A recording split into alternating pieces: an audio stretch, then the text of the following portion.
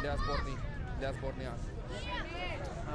Вот. Это все, что касается матча в Калининграде. Он примет только групповой этап, но, безусловно, здесь, на одной из центральных площадей, будет разбит фестиваль болельщиков FIFA, который будет работать на протяжении всего чемпионата мира. Можно прийти, как и в любом городе чемпионата мира, посмотреть матчи на огромном экране, ощутить великолепную атмосферу, которую можно найти только на стадионах, но и на фестивале болельщиков. Это тоже великолепное место для этого выбрано.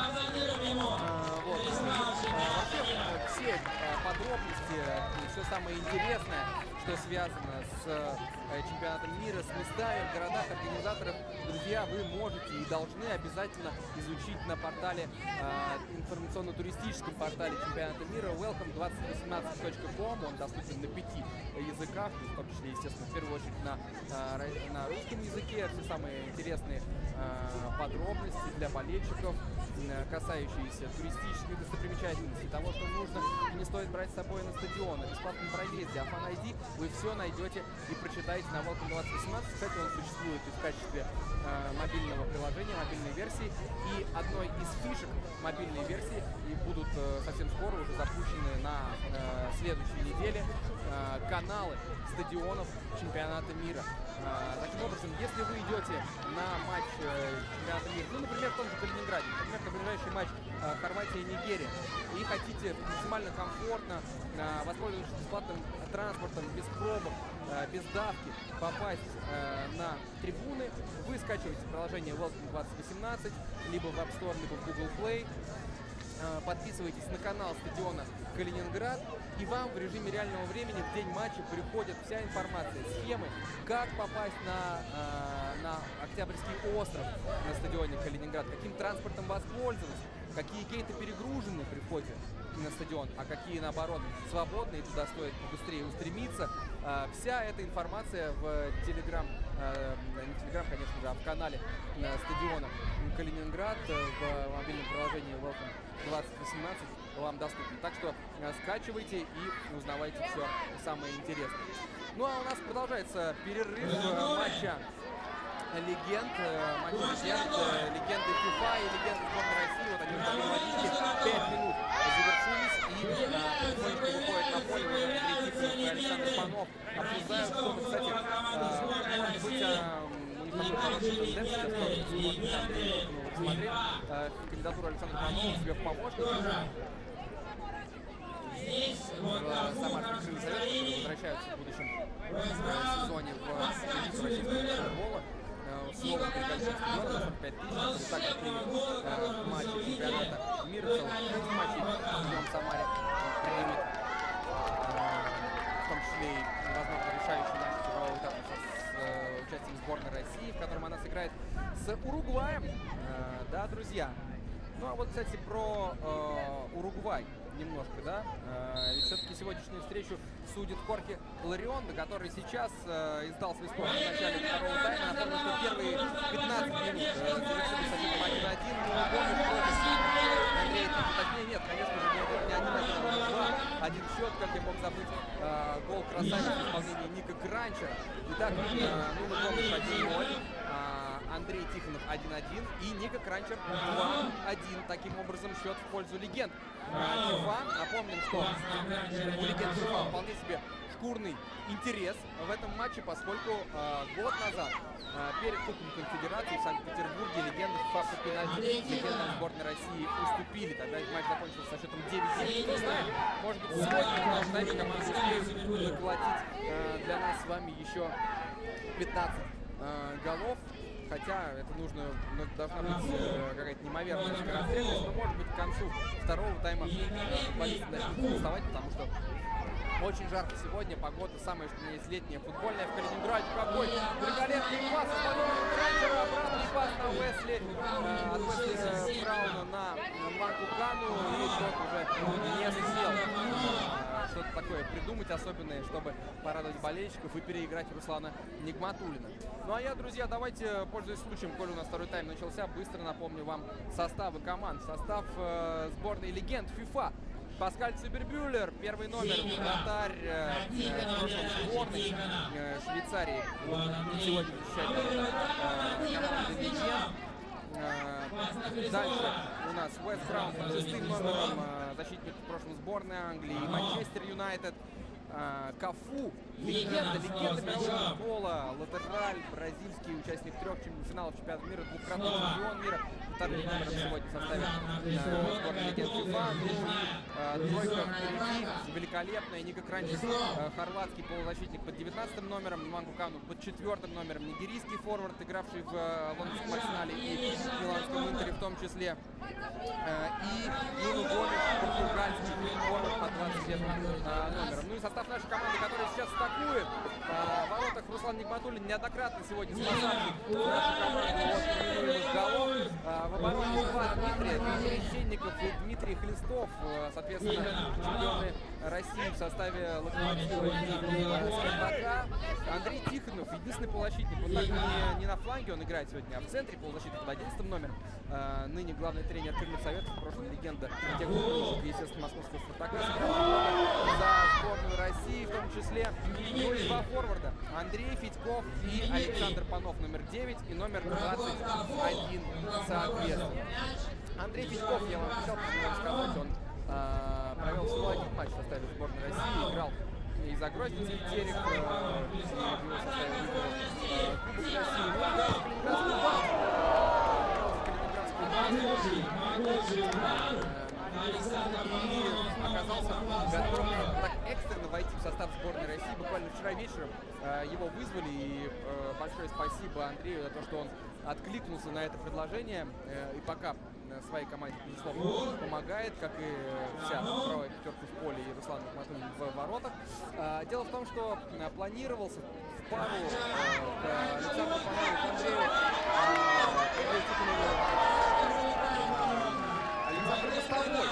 Александр Мостовой по прозвищу Царь. Но он изменил футбол с хоккеем. Вот так, да, Александр Мостовой играл в хоккей, так не потянул спину и, извиняюсь, был вынужден отказаться от участия в матче, поэтому Андрей Федьков сегодня в составе. Ну а вот за этим разговором, который все-таки обещал завесу тайну вам приоткрыть, сборная России едва не пропустила третий мяч. И там чудом этого не случилось. И Кафу сейчас пробует еще раз.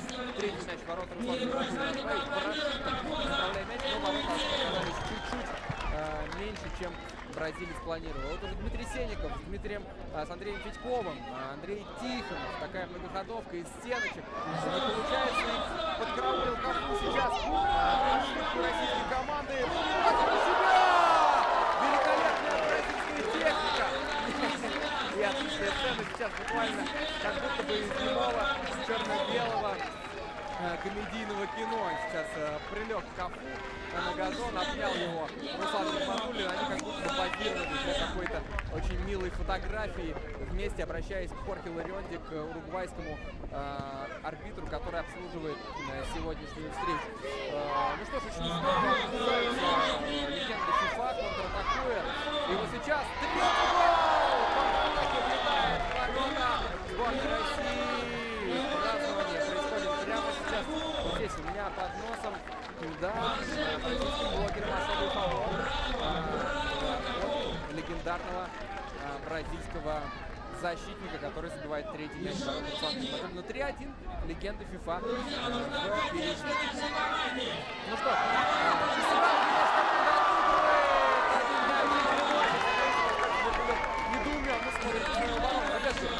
по-моему, вы увлеклись атакой, как бы читал в глазах сейчас швейцарского вратаря. Забыли вы совсем о своих оборонительных порядках. И Андрей Федьков в ближний угол расстрелял сейчас ворота сборной легенд ФИФА. Итак, счет у нас становится 3-2 в пользу команды легенд. Не отпускают наши футболисты далеко своих соперников. Напомню, как развивались события в этом матче. Нуну Гомес открыл счет в матче.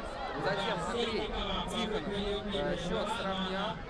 После этого великолепный удар в исполнении Ника Кранчера практически с нулевого угла. Я сейчас уже начинаю приукрашивать и начинает этот матч легенд обрастать легендами, уже сказаниями вокруг себя. Да, Ника Кранчер сделал счет 2-1, и это был счет по итогам первого тайма, а во втором тайме буквально только что Кафу, легендарный Кафу, открыл во втором тайме. И сделал счет 3-1 в пользу сборной легенд ФИФА. И сразу же практически Андрей Федьков, легенда местного калининградского футбола, хоть он и родом из Ростова-на-Дону, Андрей Федьков делает счет 3-2. Итак, 3-2. Легенда ФИФА впереди. Напомню, что у нас с вами два тайма по 15 минут, который уже, соответственно, тайм второй уже идет.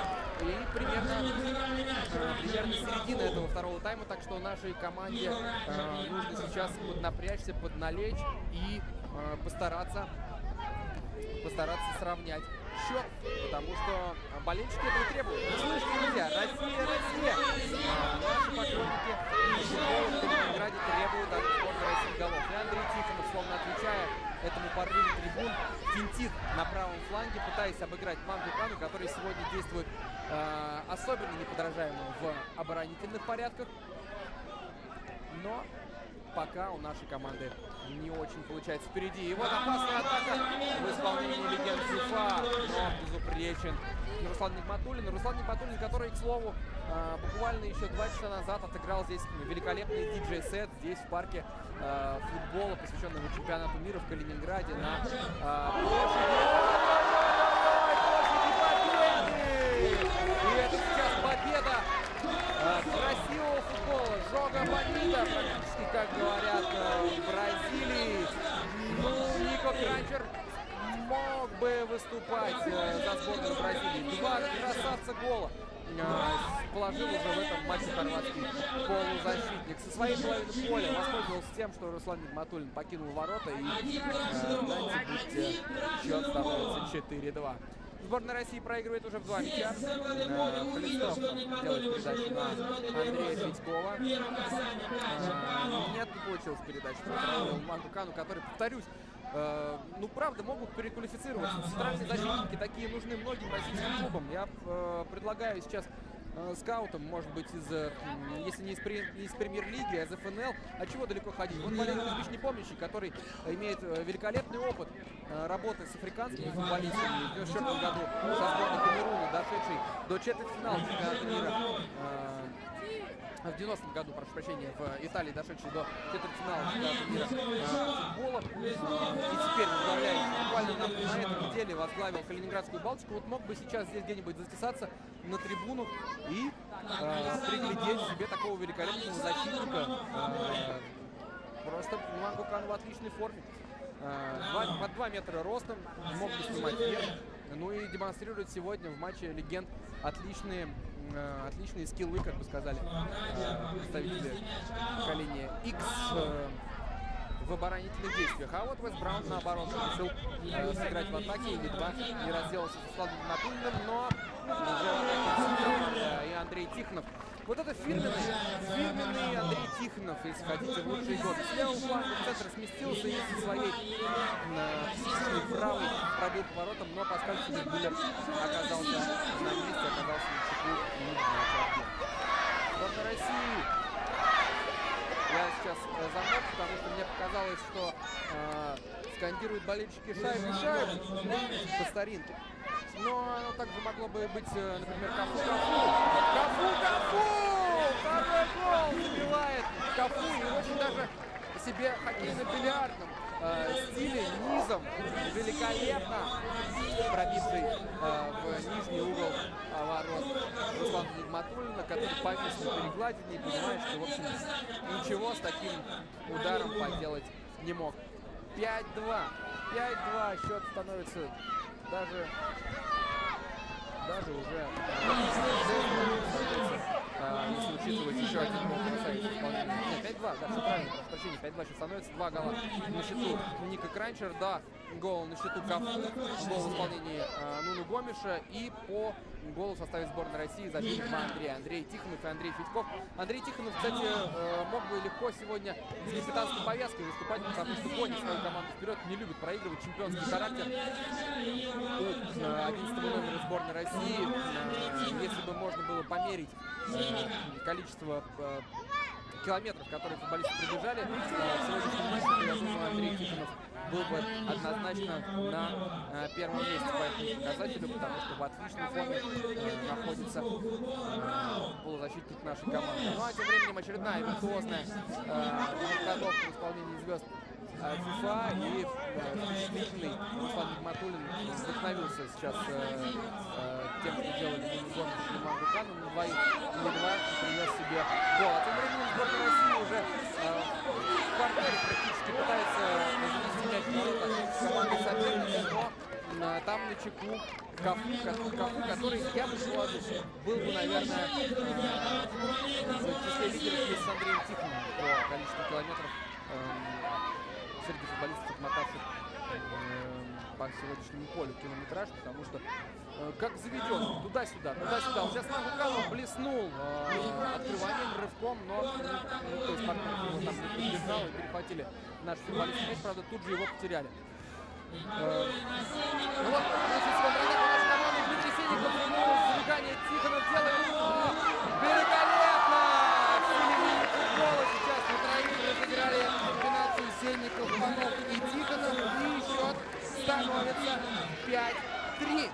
Андрей Тихонов дублем оформляется и таким образом догоняет в протоколе этого матча Кафу и Ника Кранченко. Согласитесь, неплохая компания, в которой можно было бы оказаться. Тем временем атака сборной легенд ФИФА, и вот уже их 4 футболиста, у которых дубль в сегодняшнем матче, потому что Нуну Гомеш забивает шестой мяч в ворота Руслана Нигматуллина. Ну что, мы с вами ждали град голов, друзья. Вот мы, пожалуйста, его получили. Уже 6-3 счет становится в этом матче в пользу легенды ФИФА. Более чем убедительный, пока выходит реванш у команды звезд мирового футбола.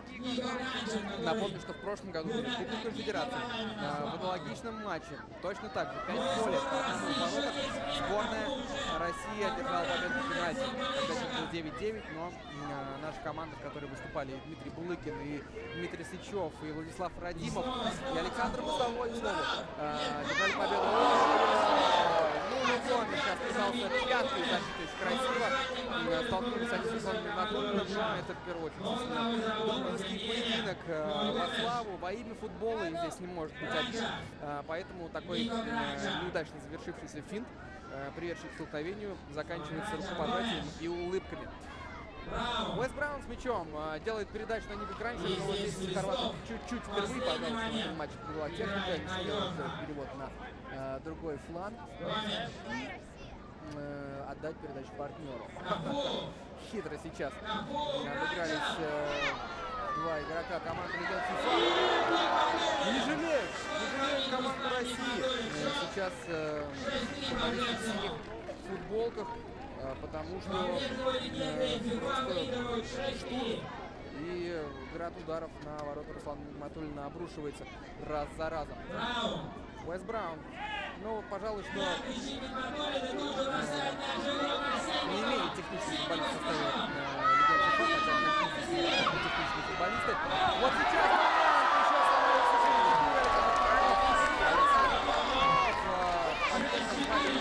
кулаком, тем самым празднуя свой первый гол в сегодняшнем матче. 6-4. Есть еще шансы у нашей команды отыграться или нет? Атакуют сейчас Кранченко с Гомешем. Могли бы, кстати, они вместе играть легко. Очень хорошее взаимопонимание. Сейчас обкрадывает Андрей Тихонова. Но Хорхе Ларионда дает что? Финальный свисток. Друзья, заканчивается великолепный матч. Легенд ФИФА против легенд сборной России. Реванш состоялся. 6-4. Победа легенд ФИФА. Давайте напомним вам, кто сбивал голы в сегодняшнем матче. Итак, 2 гола на счету Нуну Гомеша, 2 гола на счету Ника Кранченко. Оба очень красивые.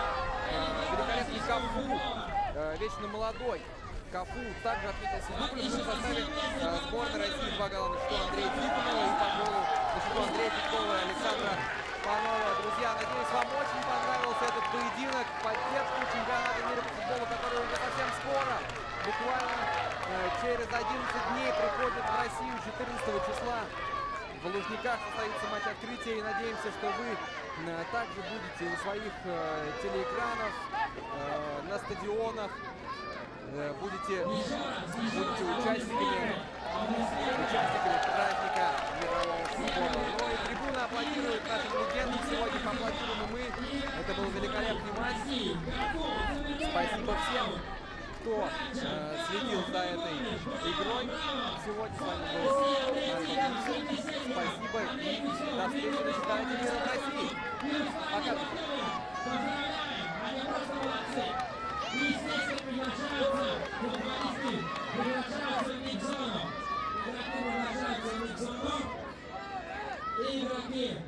Игроки, естественно, сборной России и легенды ФИФА.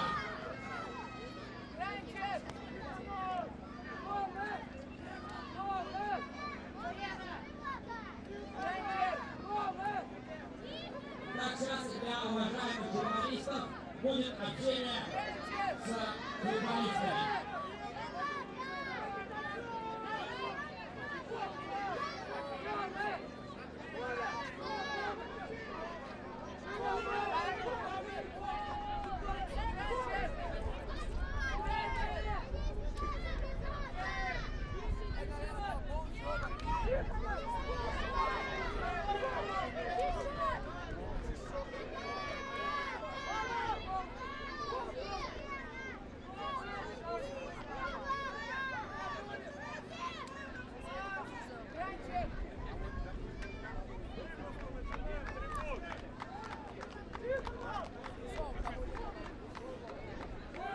Давай,